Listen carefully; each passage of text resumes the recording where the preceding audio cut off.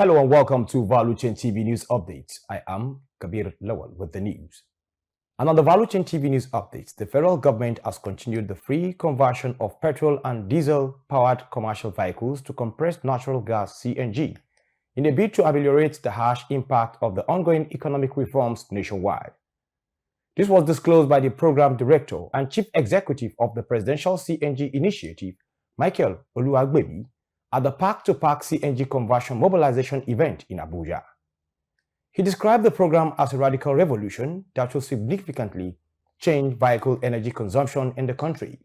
He added that the government is also in talk with the leadership of the Nigerian Midstream and Downstream Petroleum Regulatory Authority, NMDPRA, to provide concessionary pricing for gas that will see Nigerians fill their vehicles at between 230 naira to 300 naira per kilogram.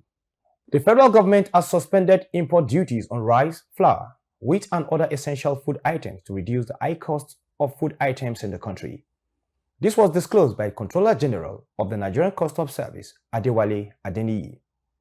Adewale Adeniyi said government is committed to addressing the rising costs of essential food items aimed at reducing hunger in the land. He further stated that global inflation is impacting nations nationwide, including Nigeria, and to address these, federal government is suspending import duties and taxes on essential food items to make them more affordable. The management of the African Energy Chamber, led by NJ Ayuk, have urged President Bola Tinubu to accelerate approval process for indigenous companies acquiring for in-country foreign energy assets. AEC noted that delays in approval for these companies' acquisitions cripple the ability of these Nigerian companies to benefit their country, adding that it should be a goal that government regulators and homegrown petroleum firms share. The group added that the negative consequences of the approval delays range from forfeited revenue from lost royalties and taxes, production shortfalls, investor discouragement, and safety issues that arise while maintenance is put on hold. The Nigerian National Petroleum Company Limited, NNPCL, has announced its goals to increase crude oil production to 2 million barrels per day by the end of the year, according to the Nigerian Upstream Petroleum Regulatory Commission, and the country's ability daily production rose from 1.27 million barrels in June to 1.6 million in July. This was disclosed by the Group Managing Director of NNPCL, Mele Kyari, while speaking during a meeting with maritime stakeholders at the Nigerian Navy headquarters. He expressed optimism that target will be met, emphasizing that NNPC was fully committed to achieving it. Kyari urged security agencies to continue their efforts against oil theft and pipe vandalism to help company meet its target. The Nigerian Midstream and Downstream Petroleum Regulations Authority says its proposed midstream and downstream petroleum fee regulations will consolidate fee prescribed for midstream and downstream activities into a single document. The Executive Director, Distribution Systems, Storage and Retailing Infrastructure, Mr.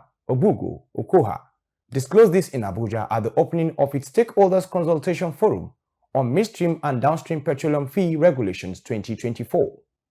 He said the process had enabled the authority to review its license and service fee with a view to reducing the cost entry barrier into the downstream petroleum industry for prospective operators. Okoha said it will encourage investment in the midstream and downstream petroleum industry and lower the operating cost of midstream and downstream petroleum facilities. The Tertiary Education Trust Fund, TETFund, has raised concern over high electricity bill the nation's tertiary institutions, especially universities, were getting from power generating companies. To tackle the issue, the fund is set to convene a meeting with stakeholders on the need for alternative power sources on school campuses. Anastasia Adezi has the details. Speaking at a meeting with a delegation of the National Association of Nigerian Students (NANS), led by the National President, Comrade Lucky Imonife, in Abuja, the Executive Secretary of TETFund, Architect Sonny Eknoho, while noting that some universities were getting between 300 million naira and 400 million naira for electricity in 1 month, wondered how they were expected to cope in such situation. He disclosed that TETFund has commenced conversations and held a meeting with the officials of the Ministry of Power to find a way to address the issue of power supply in tertiary schools. His meeting with the students' body was necessitated by the planned protest over the hardship in the country. He charged all Nigerian students to watch out in all campuses and protect school infrastructures by ensuring that hoodlums did not infiltrate the campuses to cause havoc during the protest. For Veluchain TV, Anastasia Adeze reporting. Figures from financial records released by Seplat Energy have indicated 461% increase in profit from 43.5 billion naira to 244 billion recorded in the corresponding period of the year 2023. The company disclosed its unaudited results for the half-year results for 6 months ended June 30th, 2024, which was sent to the Nigerian Exchange Limited (NGX) in Lagos.